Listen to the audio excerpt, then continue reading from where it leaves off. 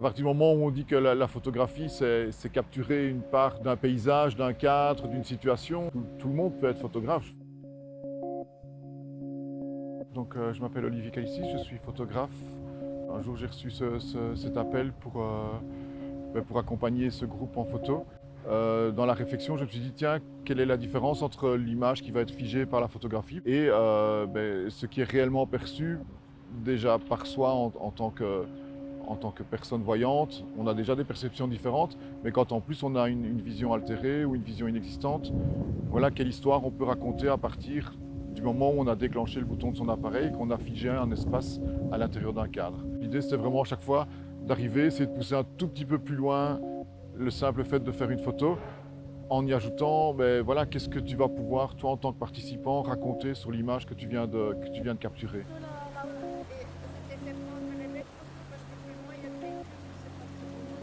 Je m'appelle Laurence Michel, j'ai 32 ans. J'ai toujours aimé faire de la photo et j'ai pris de la vue quand j'avais 12-13 ans. Et jusqu'à là, j'ai fait des photos très beaucoup. Mon premier appareil quand j'étais très jeune, c'était un appareil d'enfant. Je l'ai eu, je devais avoir 3-4 ans. Et j'ai accroché avec un autre projet que j'ai fait avec les Amis des Aveugles, qu'on a fait au musée de la photo. Là, ça m'a permis de retrouver vraiment l'envie de photographier malgré ma déficience visuelle. Et quand Eclat a dit qu'ils allaient refaire des ateliers, une expo, et j'ai dit « je viens, je continue ». Je m'appelle Cathy, je me suis inscrite à cet atelier parce que ce qui m'intéressait surtout, c'était le travail à la fois de la photo et de l'écriture du texte par rapport à ce qu'on allait prendre en photo. On va sélectionner une photo parmi toutes celles que l'on a prises dans Namur et autour de Namur, qui va pouvoir être visualisée lors de l'exposition.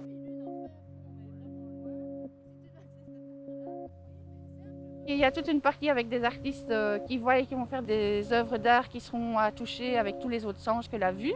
Et puis il y aura nos photos qui seront affichées une seule photo et de l'autre côté, tu auras un enregistrement en studio où on parlera de la photo qu'on a choisie. Et moi, ma photo coup de cœur, elle a été prise aujourd'hui, mais je n'en parlerai pas plus.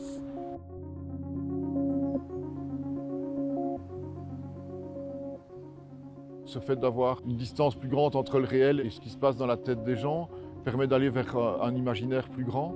L'idée, c'est que les gens qui vont venir visiter cette exposition fin novembre au Delta à Namur, mais tout d'un coup se retrouvent confrontés à une image pour laquelle ils auront une vision et ils auront un procédé avec des casques qui permettra à ce moment-là d'avoir la voix enregistrée qui va avoir la description de l'image par la personne qui l'a prise.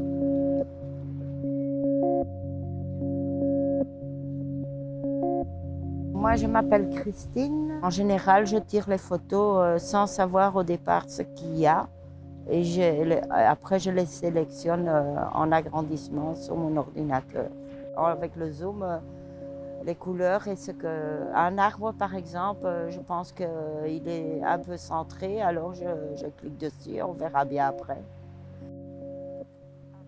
Ah, je fais ça au feeling et j'avoue que heureusement qu'il y a une petite aide à chaque fois qui nous permet de bien viser exactement ce que l'on veut, que ce soit quand même bien centré, que ce soit pas flou. Cadré, voilà, on fait un peu au feeling, mais c'est surtout ça, quoi. On a quand même une petite aide, il faut quand même pas la négliger, de la personne qui nous accompagne et qui nous aide. Et à partir du moment où on dit que la photographie, c'est capturer une part d'un paysage, d'un cadre, d'une situation, oui, c'est vraiment tout le monde peut être photographe. Je fais beaucoup d'ateliers avec des gens qui n'ont aucune pratique de la photographie et je suis toujours étonné du fait que les gens, souvent qui ont commandité cet atelier, soient eux-mêmes étonnés du résultat. Or, voilà, tout le monde vit, après, c'est juste tout d'un coup, on s'arrête, on arrête le temps, on fige le temps et on capture un espace dans un petit rectangle ou dans un petit carré. Tout le monde est apte à le faire.